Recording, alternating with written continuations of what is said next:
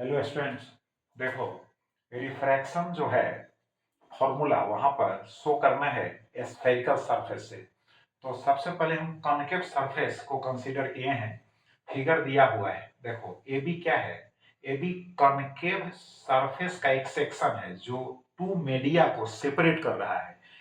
इधर का जो है मीडिया, इधर जो मीडियम है उसका रिफ्रैक्टिव इंडेक्स म्यू 2 है और इधर का जो मीडियम है उसका रिफ्रैक्टिव इंडेक्स म्यू 1 है।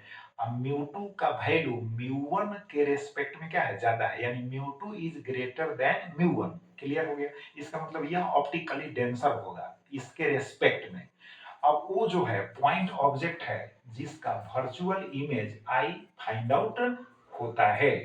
अब देखो यहाँ पर एंगल्स को भी शो किए हैं, थीटा है, बीटा है, अल्फा है, ये तो समझ में आ रहा है। और पोल से डिस्टेंस मेजर करेंगे तो ये हो गया स्मॉल आर, हो गया रेडियस ऑफ कर्वेचर, हो गया इमेज का डिस्टेंस, हो गया ऑब्जेक्ट का डिस्टेंस, हो गया। ये सब तो क्लियर है, इसमें कोई प्रॉब्लम नहीं है और नहीं कंफ्यूजन है। अब ये जो सिंपल सेंटेंस टू सेंटेंस लिखे हैं इसमें भी कोई कंफ्यूजन नहीं है। अब पीसी का वैल्यू माइनस आ रहा है, पीआई का वैल्यू माइनस भी है, पीओ का वैल्यू माइनस यू है। ये जितने भी डिस्टेंसेस है सभी तो नेगेटिव होंगे क्योंकि सभी क्या है, लेफ्ट साइड है तो नेगेटिव होंगे। और राइट साइड होते तब ना पॉजिटिव होते। अब देखो ज्योमेट्री इजी मेथड हम यहाँ पर यूज किए हैं। From geometry theta is equal to क्या होगा, अल्फा प्लस आई। क्योंकि आप पढ़ा है किसी भी ट्रायंगल की एक साइड को अगर हम प्रोड्यूस करते हैं तो जो एक्सटीरियर एंगल फॉर्म होता है वह अपोजिट इंटीरियर एंगल्स के सम के इक्वल होता है। हिंदी में कहोगे तो बहिष्कोण जो है सुदूर अंतः कोणों के योग के बराबर होता है, कंप्लीट हिंदी। तो इसका यूज किए हैं theta is equal to alpha plus I, तो आई का वैल्यू निकल गया। फिर theta is equal to beta plus R, तो आर का वैल्यू निकल गया। अब फ्रॉम एसनेल्स लॉ लगा दो, तो एसनेल्स लॉ लगाओगे तो sine i by sine r is equal to mu 2 by क्या होगा, म्यू 1 होगा। क्रॉस मल्टीप्लाई करोगे mu 1 sine i is equal to mu 2 sine r. For a small value of i, for a small value of I, sin I is equivalent to I and sin R is equivalent to R। Small value के लिए आप sign आई के place पर आई लिख सकते हो, sign are के place पर आर लिख सकते हो।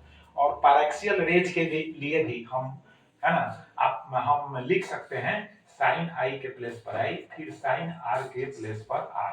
तो यहाँ क्या मिला, म्यू 1 आई होगा, आई इज इक्वल टू कितना होगा, म्यू 2 आर होगा। अब देखो आई आर का वैल्यूज पहले ही हम निकाल लिए हैं, तो putting the values of I and are we get mu 1 into theta minus alpha is equal to क्या होगा, mu 2 into theta minus beta होगा।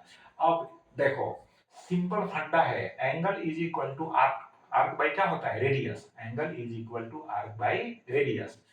तो यहाँ पर यूज किए हैं म्यू 1 इनटू क्या हो जाएगा, एमपी बाई माइनस आर। देखो जो लेफ्ट साइड में डिस्टेंस, सभी तो लेफ्ट साइड में डिस्टेंसेस है तो सभी तो निगेटिव होंगे, तो यहाँ पर एमपी आर्क हो गया, देख लो वहां फिगर में। अब बाई हो गया, है ना, रेडियस मींस डिस्टेंस हो गया, तो इसको पुट कर दिए हैं। अब इसको तुम सोल्व करोगे तो एट लास्ट जो है मिलेगा mu 2 by v minus mu 1 by u is equal to mu 2 minus mu 1 upon r. अभी कोई डिफिकल्ट इक्वेशन नहीं है कि सोल्व आपसे नहीं होगा, इसको एमपी एमपी कैंसिल हो जाएगा।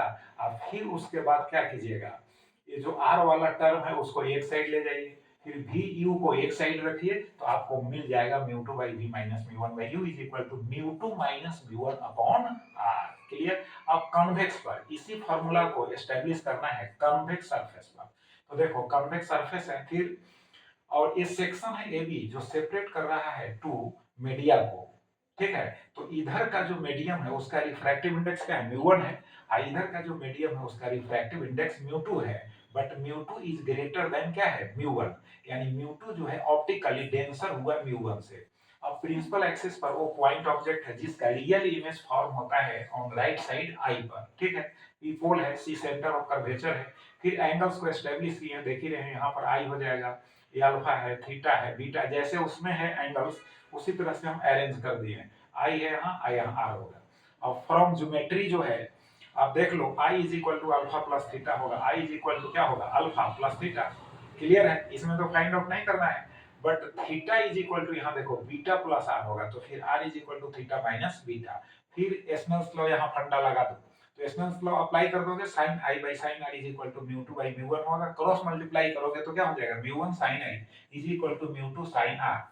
अब पहले वहां लिखे हुए हैं for a small value of i sine i is equivalent to i and sine r is equivalent to are.